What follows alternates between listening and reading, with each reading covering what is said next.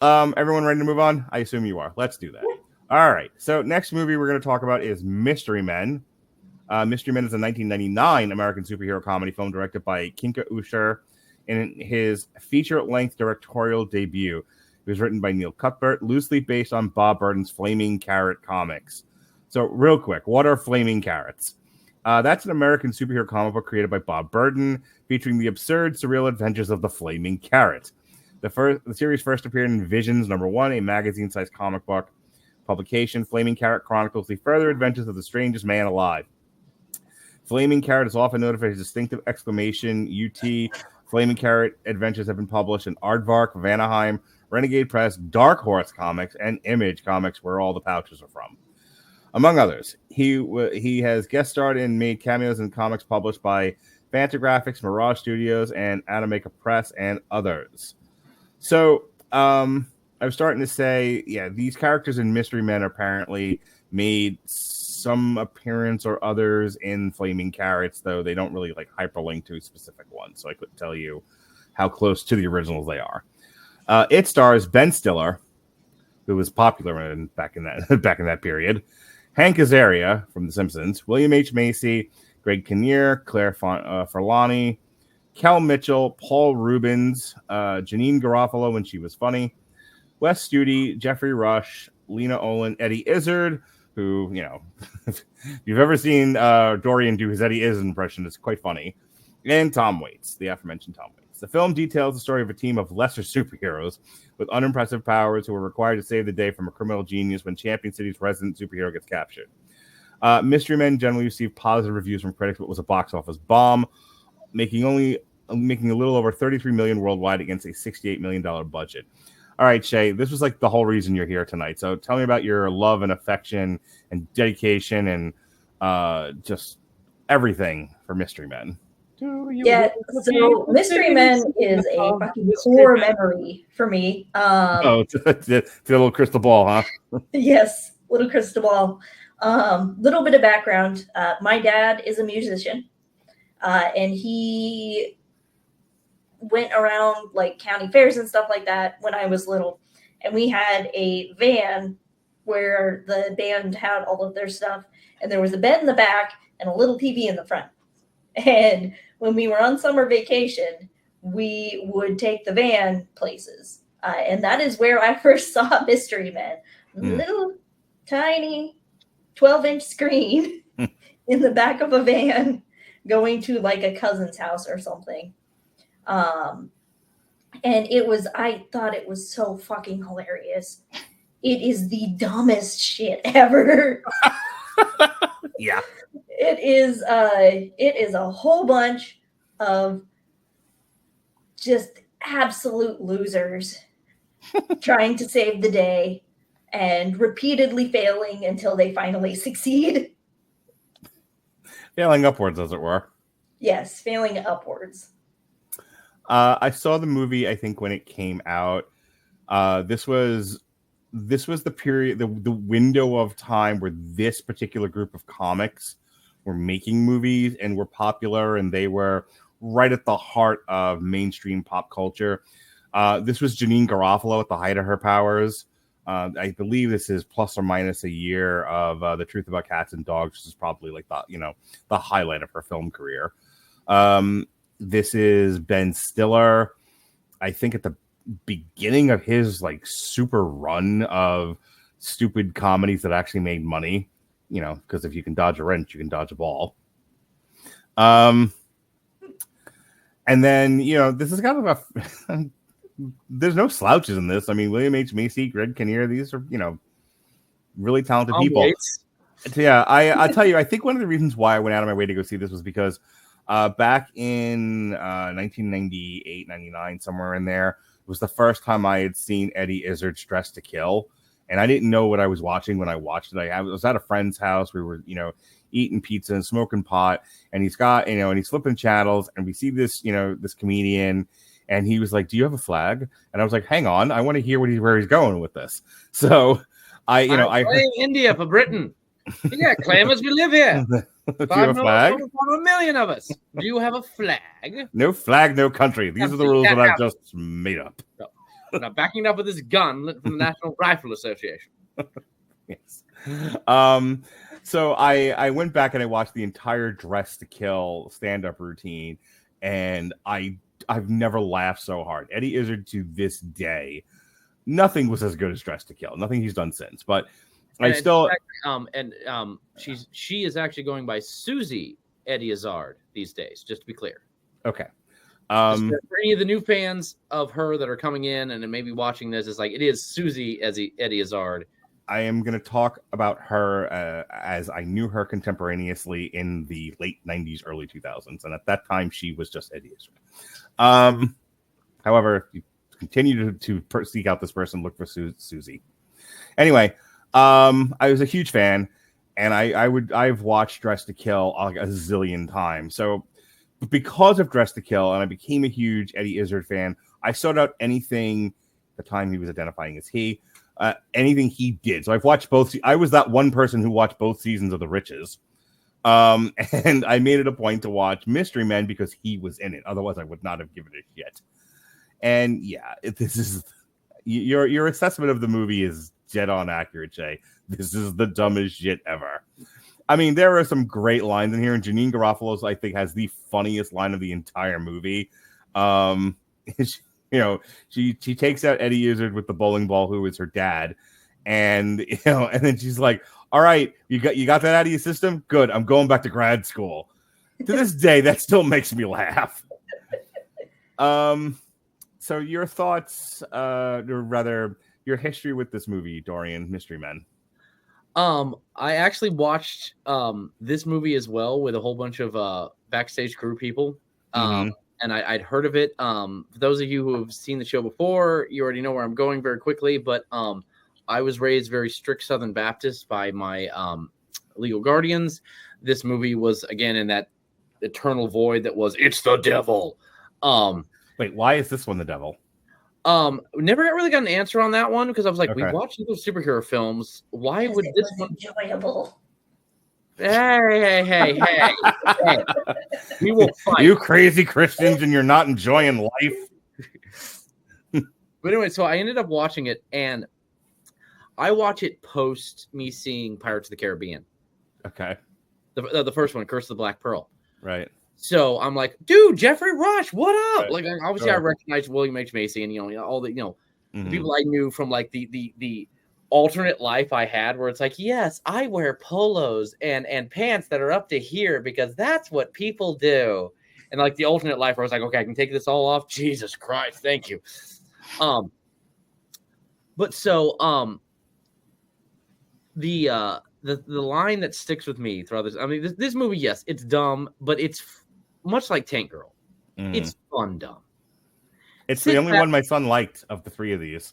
He thought Mystery Men was fantastic. It's like sit back, enjoy it. It's fun, and it's off the beat, off the track from like the normal superhero movies that you would run into today, like any of the MCU or even the DC extended universe. If whichever you're a fan of, doesn't matter. The scene that lies with me and lived rent free in my head to this day is the guy's talking to Geoffrey Rush, and he's like, obviously Geoffrey Rush is the villain. This guy's talking, he's like, we are nemesis, and you see like the pain on Geoffrey Rush's face. Is like, nemesis. That is the plural of nemesis. Is nemesis. Many much moosin. Somebody who's watching, that's for you. Many much moosin. But yeah, this movie is when I see it on a streaming service that I have, and it's like it pops up like, hey, you watch this? Would you like this? Yeah, I definitely put it on. So again, since this was Chae's favorite, and again, gee, I wonder which of the three is my favorite. We'll get to that, but no, I would say just to kind of round up my things, just so Chae can talk more. Watch this movie; it's fun. Get some friends together and watch this. Here's what happens in this movie. It's real quick.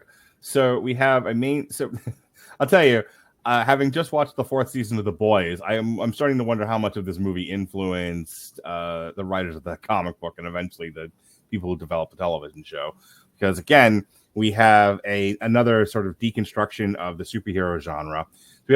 So we have a city where Greg Kinnear is your big time superhero, but he's losing favor with the crowd. He's not, he is beaten. He is like Alexander the Great. He is laid up against a rock and looked around the world until there was nothing left to conquer. And so we have a insane criminal in Geoffrey Rush. And while no sane person would actually want to let him out of the asylum, Greg Kinnear's like, well, if I let him out and beat him again, that'll make me a favorite of the crowd again. So that's what we're going to do. And so he gets out, but, Geoffrey Rush betrays Greg Kinnear and he captures him. And so that the city is bereft of its main superhero, which leaves our band of misfits who are, you have Hank Azaria, who is the Blue Raj. You have the Shoveler, played by William H. Macy, because he has a God-given gift and it's shoveling. And then you have, what the fuck is Ben Stiller's stupid name?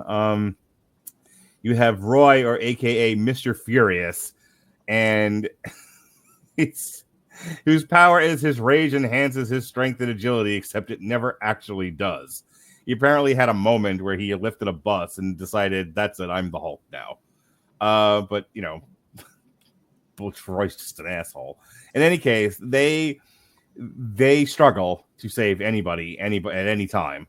But with Greg Kinnear at a commission, they need to go rescue him, and they figure, well, let's beef up our team with some more superheroes. So they go to recruit this one kid who is the Invisible Boy, but the Invisible Boy knows where the rest of the superheroes are, and so they have sort of a Deadpool 1-esque or a Deadpool 2-esque recruiting session where they have people come in and audition, and that is where Janeane Garofalo shows up, whose father died, and she put his skull and his soul in the bowling ball, and she is now the bowler. And the ball, she throws it, and it knocks things over. And the father speaks to her through telepathy. It's silly, but it's funny, like you do.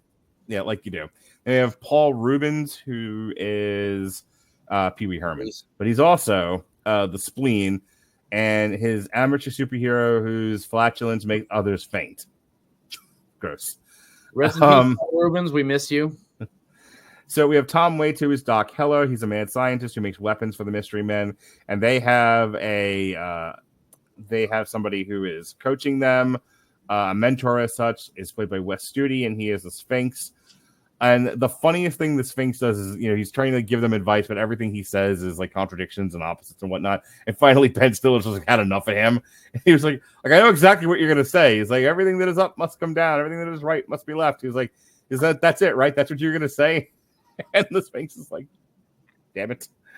So anyway, now that we have the team put together, they launch an assault on Geoffrey Rush's hideout, and they try to save Greg Kinnear, but he manages to blow himself up in the process. But they do, in fact, eventually beat Geoffrey Rush and save the day. And Ben Stiller gets the girl who was a waitress, and Janeane Garofalo goes back to grad school.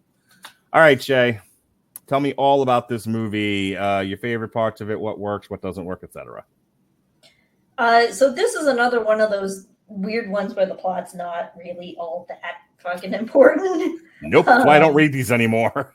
Yeah, it's another one of those clip show ones. A good chunk of my memory of it is like little bits and pieces. But I remember it had a really interesting aesthetic. It was a little bit Raimi-esque with also the late 90s going into the early 2000s superhero and almost like Jay and Silent Bob kind of aesthetic, which was really fun because it was a very strange mix of, this is a realistic setting and we have really insane characters. And it was just, most of what I remember is Paul Reubens farting. Why do you love this movie so much, Chae? Why are you here? Farts. And it I'm supposed to be the kid of the group. What the hell? And Dorian claims to be the kid of the group, but I can't fucking resist a good fart joke. And having a character whose entire fucking premise is that he is the fart joke. just tickles me to no end. I see that. And it's another one of those that everybody on this film just had a shit ton of fun with it. It's Geoffrey Rush is fucking hamming it up, and Ben Stiller is way too dramatic for the situation. Can I tell you, I've never liked Ben Stiller, and I absolutely hate him in this movie.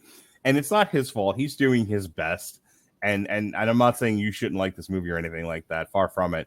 But like Ben Stiller, I think because I'm looking back on it with 2024 eyes, and I'm seeing that kind of guy, that guy who uses his, anger and frustration, as his, like, that's his personality, is I'm angry, and by extension that's now my superpower, and my anger gives me super strength, except that it never does. He gets his ass beat through 90% of this movie, and it's just like, I know that character, I know that person's an asshole, but because of movie structure, script structure, we are told we must like this character. We are told this character is good. He's our lead hero. And it's like, no, nothing about you is good. Nothing. You're a douchebag.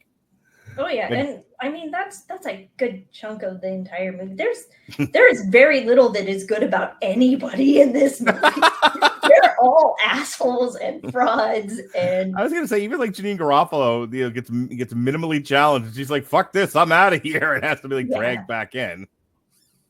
Yeah, and I think, honestly, that's a good chunk of the point of it. It's like everybody loves to dream that they're a superhero and that they've got something super special about them. But honestly, if any of us had anything that was even like shitty superpowers, we would not be fucking superheroes. Yeah, we would again, it's a lot of what The Boys talks about. Like if you had superpowers, not every person would throw on glittery, bedazzled spandex and go out there and fight crime and save cats and trees. A lot of us would find interesting ways to have sex. We'd rob banks. We would do all kinds of nefarious stuff. Oh yeah, and the Boys has a very interesting, fairly serious take on it, and I think this is kind of just the other side of the coin. Like, if people did get superpowers, a whole bunch of them would get really shitty superpowers. Yes, and then get way too up their own asses about it. Yes, not everyone would be an Omega level X-Man.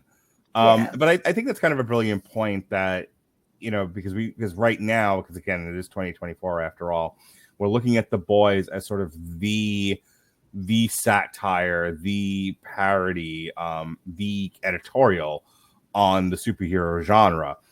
And Mystery Men was doing the exact same thing in 1999 in the silliest way possible, and almost a Mel Brooks. Like, it's not quite as biting and as satirical as the best of Mel Brooks, but it's definitely in that style, in that vein of a Mel Brooks taking the piss out of a genre.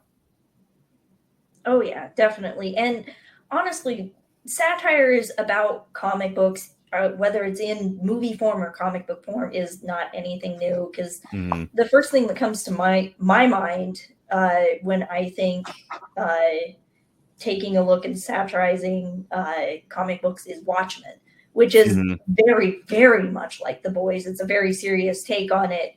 And that whole, like, if superheroes existed, most of them probably wouldn't be good people. Yeah. Kind of thing. And I love what The Boys has done, and it's a good show. It was. There's a really good long history of comic books making fun of themselves. Absolutely. Those that are in the know that sometimes you got to take the piss out of comic books. Dorian, your thoughts on Mystery Men and what we've been talking about so far? Well, actually, I kind of wrapped it up in my last thing because I didn't realize we were going back to this.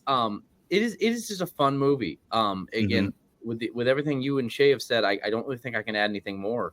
Okay. Just say go see this movie, or like not go see, but like go to theaters right now and ask them to play Mystery Men and see how long it takes for you to get trespassed. Exactly. But no, it's a fun movie. It's smart while being dumb. So again, something to add to your list of watch this on a chill night. If you watched season 1 of The Boys and went, I don't need to see this. This is a little much for me. I like the idea, but I don't know. Ant-Man blowing up someone's anus is not really my thing. You know, the hero-gasm. I am a good Christian person. I don't need to see stuff like this. Watch Mystery Men. It's the same shit, but it isn't quite as X-rated.